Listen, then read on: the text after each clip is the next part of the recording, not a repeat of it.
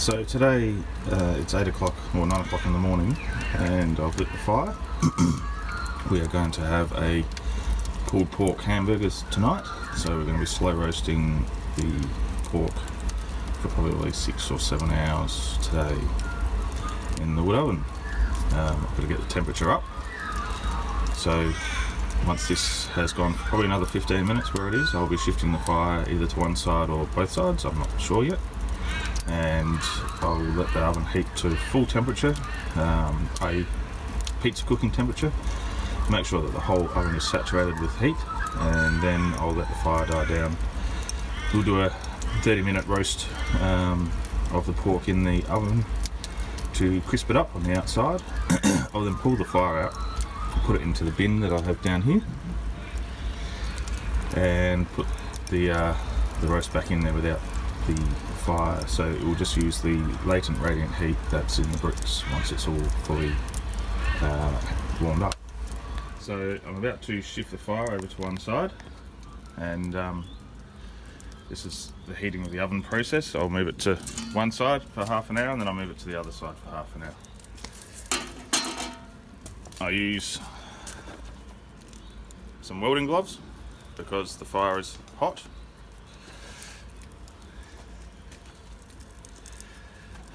My wife's giggling in the background. And I also use a pizza peel, big flat metal one, because it works like a good shovel.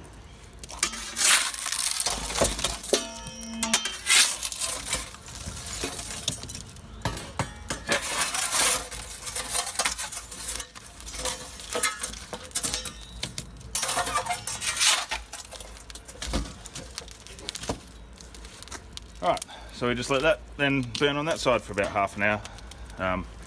My oven's 1100 internal diameter, takes about 2 hours to warm up to pizza cooking temperature, and after that I'll shift it to the other side in about half an hour. So I'll put my trusty hat on, put my welding gloves, put the metal peel in there, shift it around.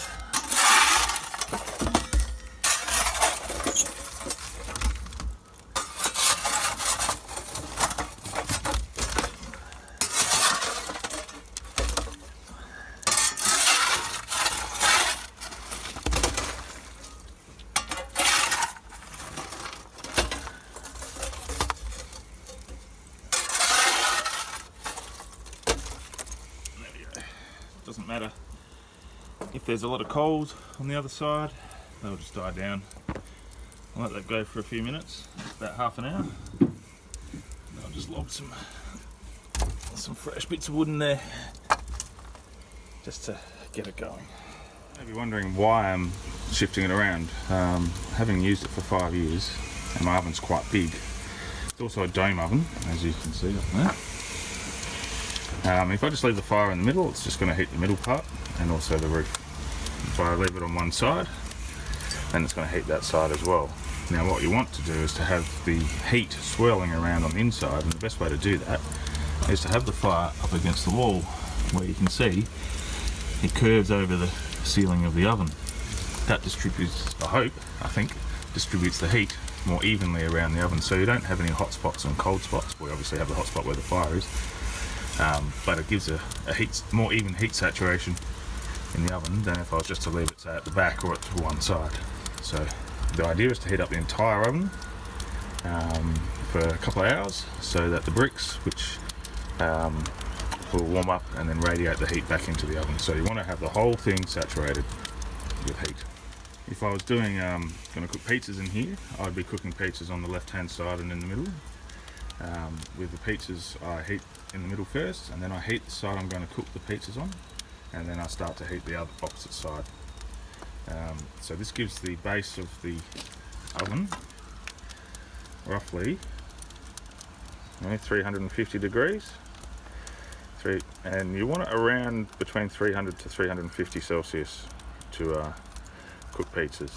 So we'll be smack on for doing pizzas now. I can fit 3 pizzas in here. And they take about 3 to 4 minutes to cook at this temperature. So it's very fast. I have lots of pizza peels. We usually have 10 or 15 people here when we're doing pizzas, and we just smash them out as we go.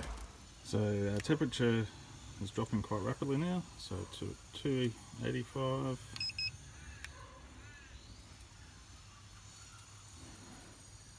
And 290, that's a bit different. 260, and in the middle there, we're looking at 290 as well. So take off roughly 50 degrees centigrade on that, and you're around about the 240 mark. I need to get it around about 220. So what I might do is I might just shift the coals again, and we'll see how we go. So I'm just going to shift half the fire over to the other side. That way, when I put the pork roast in, it will cook evenly from both sides. I shouldn't have to turn it around, and I can just pull it out to have a check and see how it's going.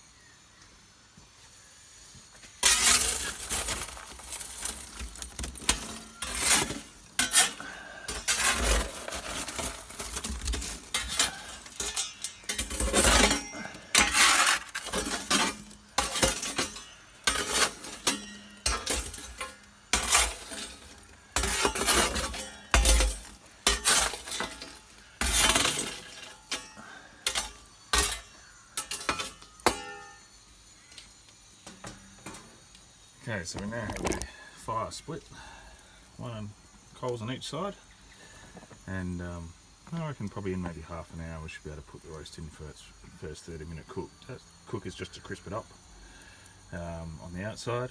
We'll then pull it out again and let it rest for a bit. I'll then pull the fire out all together and let it just cook with the radiant heat left in the oven for 6 hours.